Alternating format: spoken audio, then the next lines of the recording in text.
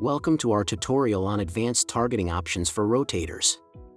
Are you ready to fine-tune your audience targeting for maximum effectiveness? In this video, we'll walk you through the process of selecting geo-targeting, browser targeting, and system targeting for your rotators. To begin, when entering a new rotator or editing an existing one, click on Show Advanced Settings. Here, you'll find options to select geo-targeting, browser targeting, and system targeting.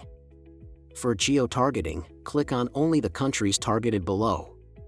Here, you can include or exclude countries from a drop-down list. To remove an entry, simply click on the cross icon next to it.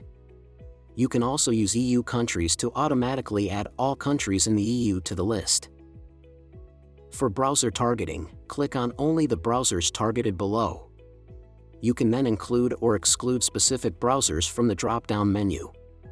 Similarly, for system targeting, click on only the systems targeted below. Here, you can include or exclude specific operating systems from the drop-down menu.